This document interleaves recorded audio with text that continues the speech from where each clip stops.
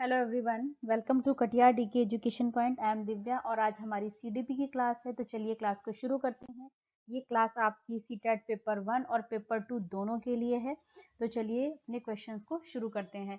निम्नलिखित में से कौन सी प्रथाएं सार्थक अधिगम को बढ़ावा देती हैं? अब आपको बताना है कि कौन सी प्रथाएं हैं जो सार्थक अधिगम को बढ़ावा देती हैं। पहला ऑप्शन है आपका शारीरिक दंड। एक बात बताइए, क्या शारीरिक दंड सार्थक अधिगम को बढ़ावा देगा? नहीं, हमें बच्चे को किसी भी तरीके का कोई दंड नहीं देना है। तो पहला ऑप्शन आपका बिल्कुल गलत हो जाता है। दूसरा क्या है?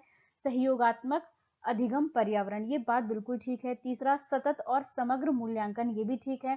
डी ऑप्शन क्या है? निरंतर तुलनात्मक मूल्यांकन। देखो, बच्चे का हमें निरंतर मूल्यांकन तो करना है लेकिन तुलनात्मक मूल्यांकन नहीं करेंगे। तो यहाँ पे जो तुलनात्मक आ गया ना बेटा, इसकी वजह से ये ऑप्शन भी आपका गलत हो गया। तो आपका आपका ये होगा आपका ऑप्शन नंबर सी, है ना, सेकंड एंड थर्ड।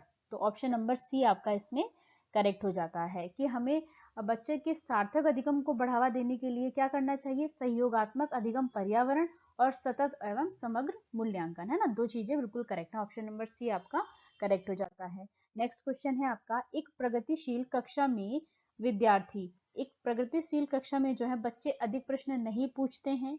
दूसरा, शिक्षक से प्रश्न पूछते हैं। तीसरा, एक दूसरे से प्रश्न पूछते हैं या स्वयं से प्रश्न पूछते हैं। तो आप बताइए कि एक प्रगतिशील कक्षा में बच्चे क्या करते हैं?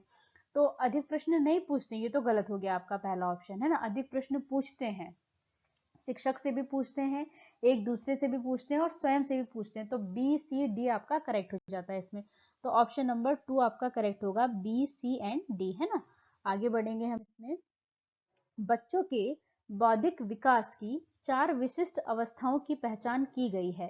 पहला ऑप्शन है आपका एरिक्सन द्वारा, स्किनर द्वारा, पियाजे द्वारा, कोहल वर्ग के द्वारा। तो आप बताइए कि बौद्धिक विकास की 4 स्टेज की बात किसने की है? तो ये बात आपकी की है जीन पियाजे जी ने। तो ऑप्शन नंबर सी आपका करेक्ट हो जाता है। उन्होंने कौन कौन सी 4 स्टेज बताई हैं? पहली है आपकी सेंसरी मोटर स्टेज, दूसरी है प्री ऑपरेशनल स्टेज, तीसरा है कॉन्क्रीट ऑपरेशनल स्टेज और लास्ट है आपकी फॉर्मल ऑपरेशनल स्टेज, है ना। ये 4 स्टेज बताई हैं आपकी जीन पियाजे जी ने। आगे बढ़ेंगे हम इसमें।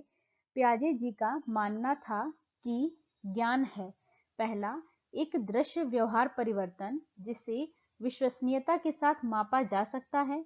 दूसरा, पर्यावरण से निष्क्रिय रूप से पारित होने के बजाय बच्चे द्वारा स्वयं निर्मित किया जाता है। तीसरा, अंतःक्रियाओं के माध्यम से प्राप्त करने के बजाय जन्मजात और दिया हुआ होता है। डी, अधिक जानकार अन्य लोगों के साथ बातचीत से स्वनिर्मित होता है। तो आप बताइए इसमें से कौन सा ऑप्शन आपका करेक्ट हो जाता है कि जो जीन पियाजे हैं उनका क्या मानना था? तो ऑप्शन नंबर आपका इसमें बी करेक्ट हो जाएगा कि पर्यावरण से निष्क्रिय रूप से पारित होने के बजाय बच्चे द्वारा निर्मित किया जाता है। तो ऑप्शन नंबर आपका बी बिल्कुल इसमें करेक्ट हो जाता है ना। ऑप्शन नंबर बी आपका करेक्ट हो जाएगा। आगे बढ़ेंगे हम इसमें। निम्नलिखित में से कौन सा विकास का सिद्धांत नहीं है? अब आपसे ये पूछा गया है कि कौन सा विकास का सिद्धांत नहीं है। पहला, विकास एक धारणीय और एक आयामी होता है। दूसरा, विकास ऊपर से नीचे और केंद्र से बाहर की ओर होता है। तीसरा, विकास आनुवांशिकता और संपोषण से प्रभावित होता है। तीसरा, विकास सामाजिक सांस्कृतिक परिप्रेक्ष्य में होता है। तो आपसे क्या पूछा गया है? विकास का सिद्धांत नहीं है ना। ये ध्यान देना है आपको। तो जो विकास है आपका वो ऊपर से नीचे, है ना, यानी कि हेड टू टो, है ना, होता है ना, सिर से पैर की तरफ। क्या कहते हैं इसको? सेफेलोकॉर्डल। और केंद्र से बाहर की ओर, है ना, सेंटर टू आउटसाइड, इसको क्या कहते हैं? प्रॉक्सिमोडिस्टल। तो ये तो होता है, तो बी तो आपका होता है। विकास आनुवांशिकता और पर्यावरण से प्रभावित होता है, ये भी बात बिल्कुल ठीक है। विकास सामाजिक सांस्कृतिक परिप्रेक्ष्य में होता है, ये बात भी बिल्कुल ठीक है। लेकिन आपसे पूछा विकास का सिद्धांत नहीं है, तो आपका पहला ऑप्शन जो है वो गलत है। आपसे गलत ही पूछा गया तो वही आपका करेक्ट आंसर हो जाता है कि पहला ऑप्शन में क्या है? विकास एक धारणीय है और एक आयामी है।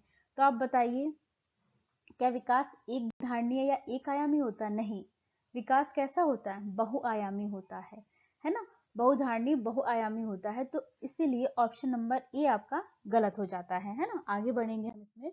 बच्चे की वृद्धि और विकास निम्नलिखित में से कौन से कारकों द्वारा प्रभावित होती है? अब जब बच्चे की वृद्धि और विकास है, उस पर कौन से कारक प्रभाव डालते हैं? परवरिश की शैलियां, आनुवंशिक ढांचा या संरचना, विद्यालय अनुभव और व्यक्तिगत रुचि। तो अब आप बताइए कि जो बच्चे का वृद्धि और विकास है, उस पर ये चारों ही आपका असर डालते हैं, है ना। परवरिश की शैलियां भी बच्चे के विकास को प्रभावित करेंगी, उसका आनुवंशिक ढांचा भी उसको प्रभावित करेगा, विद्यालय का अनुभव भी और उसकी व्यक्तिगत रुचि भी उसके वृद्धि और विकास को प्रभावित करेगी। तो पहला, दूसरा, तीसरा, चौथा सारे ही आपके सही हो जाते हैं। ऑप्शन नंबर डी आपका बिल्कुल करेक्ट हो जाता है। आगे बढ़ेंगे हम। निम्नलिखित में से क्या शारीरिक विकास में शामिल नहीं है? अब आपको ये बताना है कि क्या विकास में शामिल नहीं है। पहला, शारीरिक आकार व अनुपात में बदलाव। दूसरा, शारीरिक प्रणाली का कार्य। तीसरा, प्रतिबोधन व गतिक कौशल। डी है संवेगात्मक संप्रेषण में बदलाव। अब आपसे शारीरिक विकास की बात कर रहा है ना, शारीरिक विकास की। तो बेटा जो शारीरिक विकास है, उसमें आपका शारीरिक आकार और अनुपात में बदलाव तो शामिल होगा, शारीरिक प्रणाली के जो कार्य हैं वो भी होंगे, है ना, प्रतिबोधिक और गतिक कौशल भी शामिल होंगे, लेकिन जो आपका संवेगात्मक संप्रेषण में बदलाव है वो आपका शारीरिक विकास में नहीं आएगा, है ना। जो आपका संवेग है, आपके इमोशंस है ना, तो इसीलिए शारीरिक विकास में ये नहीं आएंगे। तो ऑप्शन नंबर डी आपका बिल्कुल करेक्ट हो जाता है कि जो आपका संवेगात्मक संप्रेषण में बदलाव है ना। नेक्स्ट क्वेश्चन है आपका, गुलाबी रंग को लड़कियों और नीले रंग को लड़कों से जोड़कर देखना किस चीज का उदाहरण है? कि मतलब गुलाबी रंग तो वो लड़कियों के लिए है और जो नीला रंग है वो लड़कों के लिए है, तो ये किस चीज का उदाहरण है?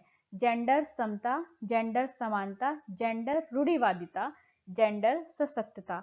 तो आप बताइए ये किस चीज का उदाहरण है? ये जेंडर रूढ़िवादिता का उदाहरण है। ऑप्शन नंबर सी आपका करेक्ट हो जाएगा, जेंडर बायस्ड है ये, है ना, जेंडर रूढ़िवादिता है। आगे, बच्चे के विकास के बारे में कौन सा कथन सही है? अब आपको ये बताना है कि विकास को लेकर के कौन सा कथन सही है। पहला ऑप्शन है, विकास एक सहज रूप से होने वाली प्रक्रिया है, किंतु इसे सुसाधित करने के लिए उपयुक्त परिवेश का होना आवश्यक है। दूसरा, विकास वंशानुगत कारकों के द्वारा पूर्व निश्चित होता है और इसमें बदलाव नहीं किया जा सकता। तीसरा, आनुवंशिकता की विकास में कोई भूमिका नहीं होती है।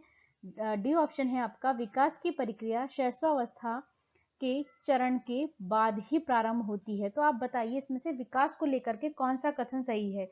जो आपका ऑप्शन नंबर डी है, विकास की प्रक्रिया शैशवावस्था के चरण के बाद ही प्रारंभ होती है, तो बिल्कुल गलत बात है। ऐसा तो नहीं होता ना कि जो आपका विकास है वो शैशवावस्था के चरण के बाद प्रारंभ होगा, नहीं। आनुवांशिकता की विकास में कोई भूमिका नहीं होती, ये बात भी बिल्कुल गलत है।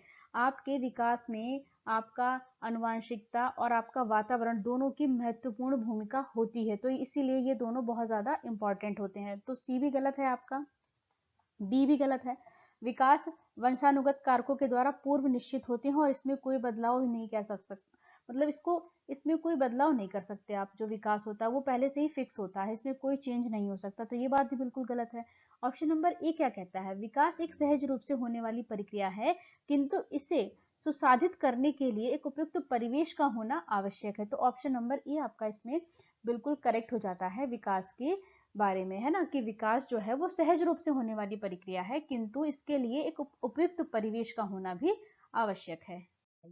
नेक्स्ट है आपका, विद्यार्थियों के अर्थपूर्ण अधिगम को बढ़ावा देने के लिए निम्नलिखित में से किस प्रक्रिया के लिए बच्चों को प्रोत्साहित नहीं करना चाहिए?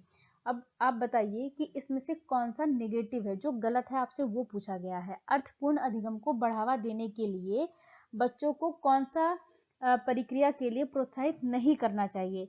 तो इसमें क्या है, अन्वेषण और प्रयोग ये तो करना चाहिए, परासंज्ञान, बहस और चर्चा ये भी होनी चाहिए, लेकिन निष्क्रिय श्रवण ये नहीं होना चाहिए, है ना। तो यही आपका करेक्ट आंसर होगा, ऑप्शन नंबर डी। आपको वीडियो अच्छी लगे तो लाइक करें, शेयर करें, चैनल को सब्सक्राइब करें। Thanks for watching this video.